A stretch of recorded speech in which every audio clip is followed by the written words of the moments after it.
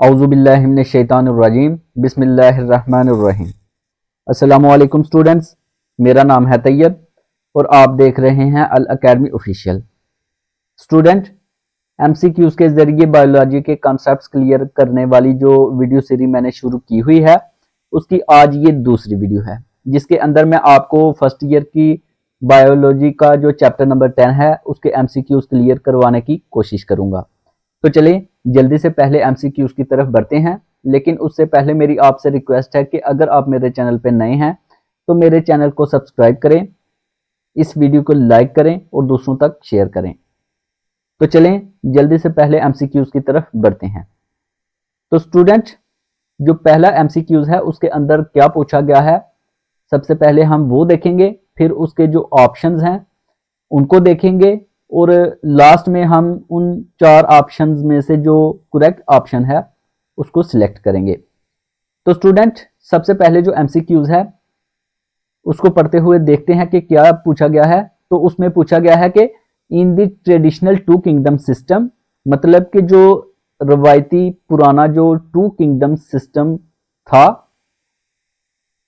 उसके मुताबिक multicellular animals were broadly refer to as, मतलब कि उस रवायती 2 किंगडम सिस्टम के मुताबिक मल्टी सेल्यूलर एनिमल्स जो थे उनको हम क्या कहते थे। ऑप्शन ए है प्रोटोस्टिस्टा कहते थे, बी है प्लांटी कहते थे, सी है मीटाजुआ कहते थे या डी है फंजाई कहते थे। तो स्टूडेंट, इसकी एक्सप्लेनेशन देखते हैं, लेकिन उससे पहले मैं आपको बता दूं कि इसका जो करेक्ट ऑप्शन है वो है सी, मीटाजुआ। तो चलें वर्ड के अंदर जाते हैं जहां मैंने उसकी एक्सप्लेनेशन लिखी हुई है। तो स्टूडेंट, जो पहला एमसीक्यूज है उसका सी ऑप्शन करेक्ट है, मीटाजुआ। लेकिन ये क्यों करेक्ट है, इसकी एक्सप्लेनेशन देखते हैं। तो student, metazoa was the term used to refer to multicellular animals in the traditional 2 kingdom system. ये तो हमने पता लगा लिया कि जो रवायती 2 किंगडम सिस्टम था उसके मुताबिक जो मल्टी सेल्यूलर एनिमल्स हैं उनको हम मेटाजुआ कहते थे। लेकिन ये 2 किंगडम सिस्टम क्या है? तो स्टूडेंट, ये जो ट्रेडिशनल 2 किंगडम सिस्टम है ना, ये क्लासिफिकेशन है एक जिंदा जानदारों की, मतलब जानदार जो जिंदा है 2 किंगडम सिस्टम के मुताबिक 2 ग्रुप्स में डिवाइड किए गए हैं। नंबर 1 पे है प्लांट्स और 2 पे है एनिमल्स। मतलब कि ट्रेडिशनल 2 किंगडम सिस्टम जो है वो जितने भी जिंदा जानदार हैं उनको सिर्फ 2 कैटेगरीज या 2 ग्रुप्स में डिवाइड करता था। नंबर 1 पे प्लांट्स और नंबर 2 पे animals.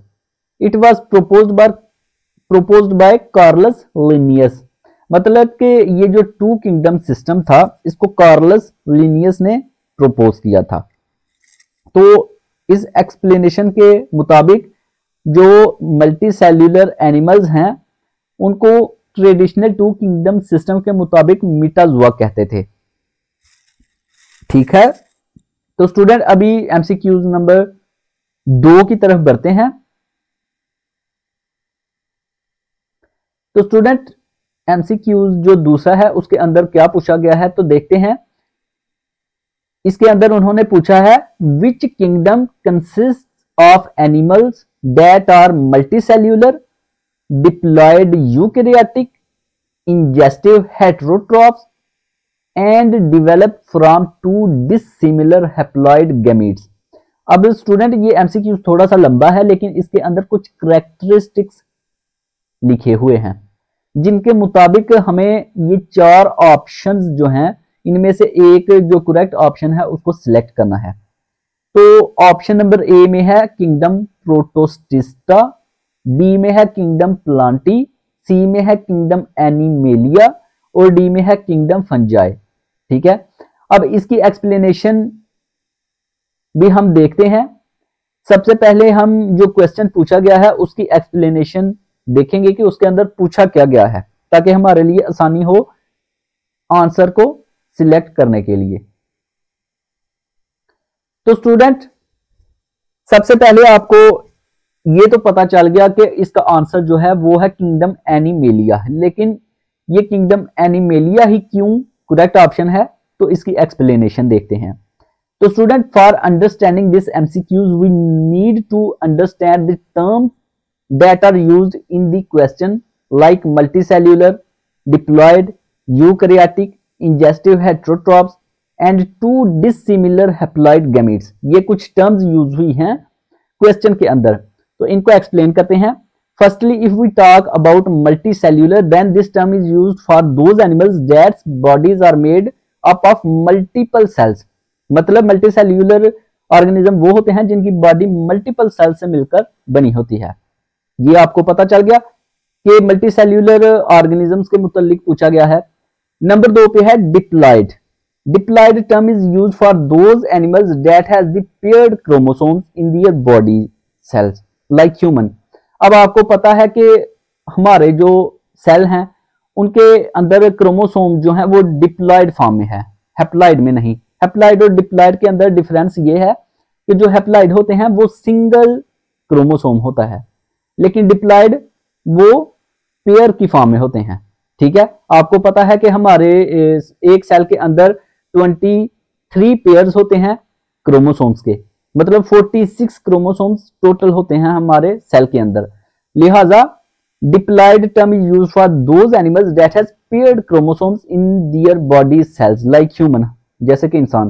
Human has the cell that has diploid chromosomes. ठीक है, अब किंगडम एनिमेलिया जो है, जो ऑप्शन करेक्ट है, उसके मुताबिक मल्टी सेल्यूलर होते हैं एनिमल्स और नंबर 2 पे होते हैं डिप्लॉयड, मतलब उनके क्रोमोसोम होते हैं डिप्लॉयड।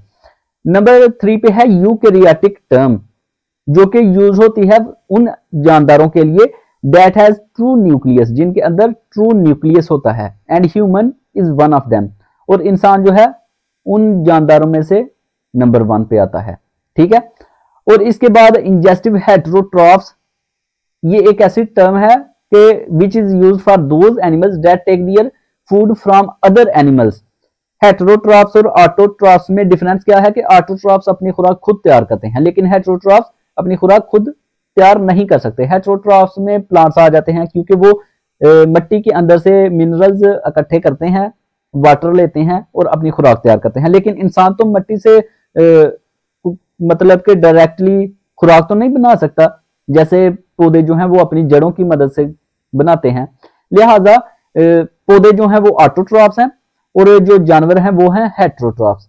लिहाजा ये जो टर्म्स हैं ये जाहिर कर रही हैं कि इसका जो करेक्ट ऑप्शन है वो किंगडम एनिमेलिया ही है। और जो लास्ट में टर्म यूज हुई है उसको भी देख लेते हैं। And in the last of the term to dissimilar haploid gametes, ये जो टू डिसिमिलर हैप्लॉइड गैमीट्स है ये क्या जाहिर कर रहे हैं, विच इंडिकेट्स, ये जाहिर कर रहे हैं सेक्सुअल रिप्रोडक्शन को।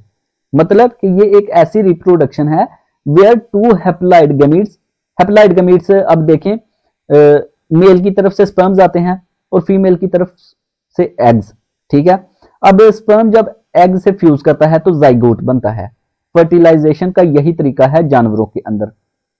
ठीक है, जब ये फ्यूज करते हैं during fertilisation to form a diploid zygote. अब देखिए जो स्पर्म और एग हैं वो हैप्लॉइड्स होते हैं, ठीक है, लेकिन जो जाइगोट बनता है उसके अंदर पेयर्ड क्रोमोसोम होते हैं, मतलब वो डिप्लॉयड होता है। द टर्म डिसिमिलर जो है ना, अब टू डिसिमिलर हैप्लॉइड गैमीट्स के अंदर से, हैप्लॉइड गैमीट्स का तो हमको पता चल गया, गैमीट्स जो हैं वो स्पर्म और एग हैं, और हैप्लॉइड का मतलब है कि इनके अंदर पेयर्ड क्रोमोसोम नहीं होते, बल्कि ये जब आपस में फ्यूज करते हैं तो गैमीट्स बनाते हैं, जाइगोट बनाते हैं जिसके अंदर पेयर्ड क्रोमोसोम होते हैं। लेकिन इनके साथ एक डिसिमिलर वर्ड भी यूज हुआ है, ये क्या है? The term dissimilar suggest that the gametes come from different individuals, मतलब कि जो गैमीट्स है ना, स्पर्म एंड एग, वो मुख्तलिफ इंडिविजुअल्स से आते हैं, टाइपिकली मेल एंड फीमेल। लिहाजा इस सारी एक्सप्लेनेशन को पढ़ते हुए हमें इस बात के ऊपर 100% कंफर्मेशन हो गई है कि ये किंगडम एनिमेलिया ही है करेक्ट ऑप्शन। तो अभी क्वेश्चन नंबर 3 की तरफ बढ़ते हैं।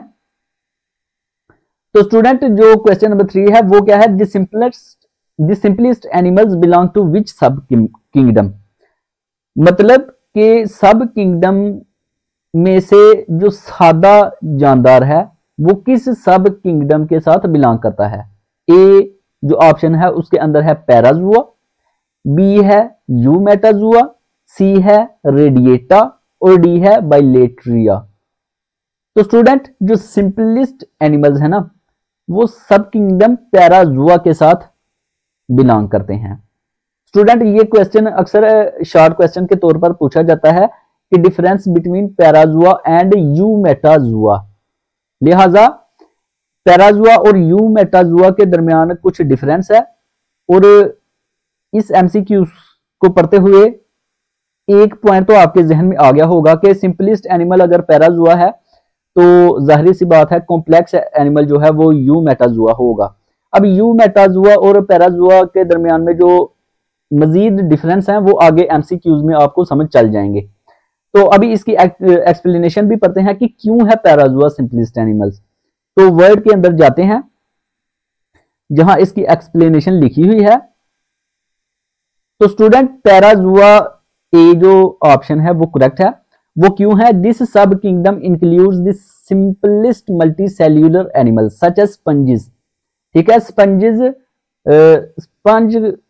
इस तरीके से इसको आप ले लें जैसे जो हम मिसाल के तौर पर जब व्हाइट बोर्ड का दौर नहीं था और ब्लैक बोर्ड का दौर था, जब हम चाक का इस्तेमाल करते थे और उसको इरेज करने के लिए हम एक डस्टर इस्तेमाल करते थे जिसको हम सूफ भी कहते थे पंजाबी में। जाहिर सी बात है हम पंजाबी हैं और काफी सारे वर्ड जो हैं वो हम पंजाबी के बोलते हैं, तो हम सूफ कहते थे। ठीक है, अब वो सूफ जो थी या जो डस्टर था उसके अंदर छोटे छोटे छोटे छोटे बहुत सारे जो थे छोटे छोटे छोटे छोटे सुराख थे। अब वो स्पंज की तरह थे और स्पंजेस भी एक ऐसा एनिमल है, मल्टी सेल्यूलर एनिमल है, लेकिन ये एक सादा सा एनिमल है। लेकिन क्यों है अब आगे ये भी आपको पता चल जाएगा कि ये सिंपलिस्ट मल्टी सेल्यूलर एनिमल क्यों है। तो student parazoa lack true tissues and organs, मतलब कि पैराजुआ के अंदर ट्रू टिश्यू एंड ऑर्गन्स नहीं होते। सेल तो होते हैं, आपको पता है ना कि सेल मिलकर टिश्यू बनाते हैं, टिश्यू मिलकर ऑर्गन और ऑर्गन मिलकर ऑर्गन सिस्टम बनाते हैं। लेकिन पैराजुआ के अंदर सेल्स तो मौजूद हैं, जाहिर सी बात है हर चीज जिंदा जानदार सेल से मिलकर बना हुआ है, तो ये सेल से मिलकर तो बना है लेकिन इसके अंदर ट्रू टिश्यू और ऑर्गन मौजूद नहीं होते। And have a relatively simple body structure, और इसकी स्ट्रक्चर जो है बॉडी की वो भी सिंपल होती है। ठीक है, इसके अंदर सेलुलर लेवल तो होता है लेकिन टिश्यू लेवल ऑर्गेनाइजेशन नहीं होती, लिहाजा ये एक सिंपलिस्ट एनिमल है। और यूमेटाजुआ क्यों नहीं है इधर करेक्ट ऑप्शन? वो इसलिए कि this sub kingdom includes all animals other than parazoa, मतलब कि पैराजुआ के अलावा बाकी सारे जो जानदार हैं वो यूमेटाजुआ हैं।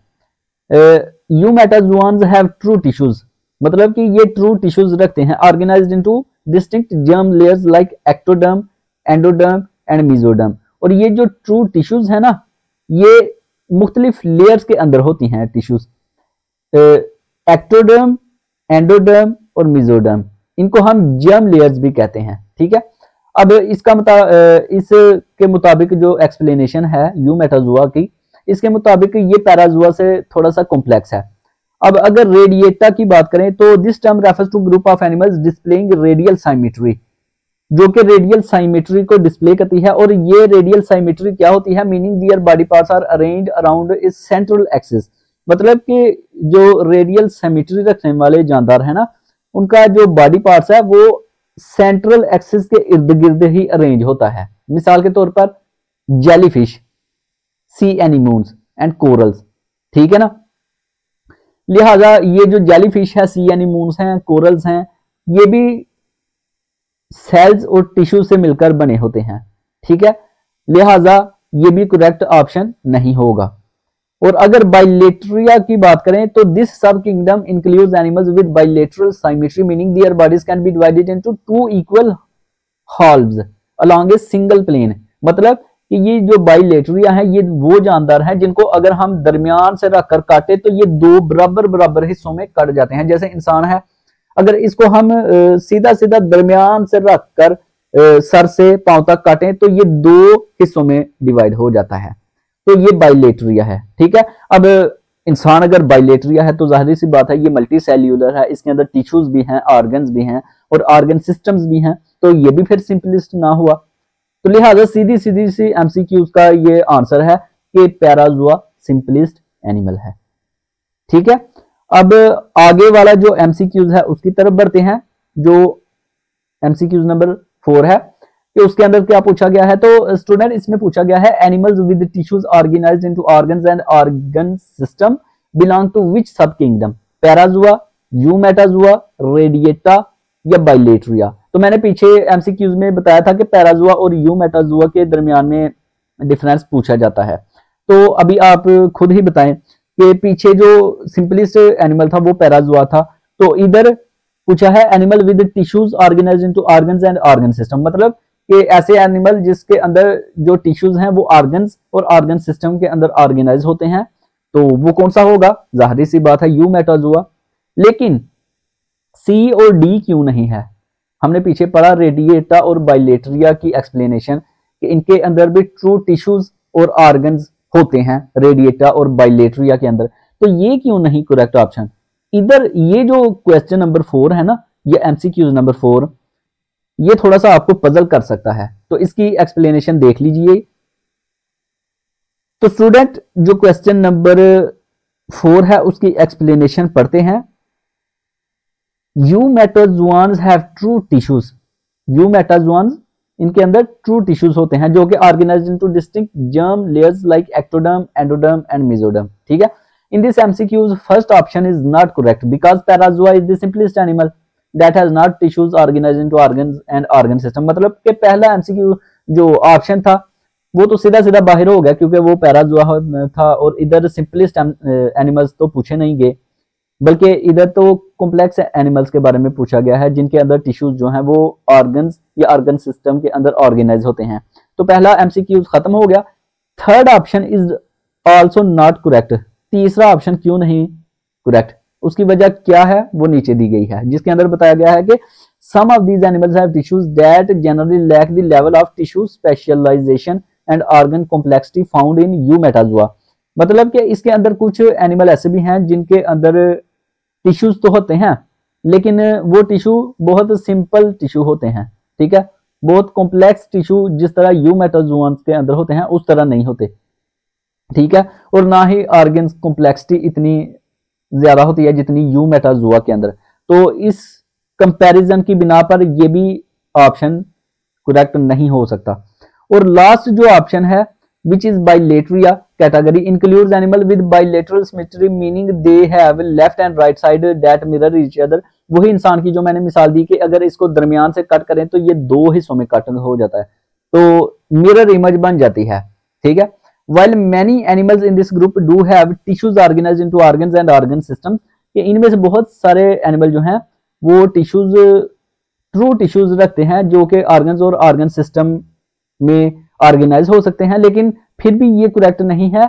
वो क्यों? क्योंकि not all animals within bilateria necessarily meet this requirement.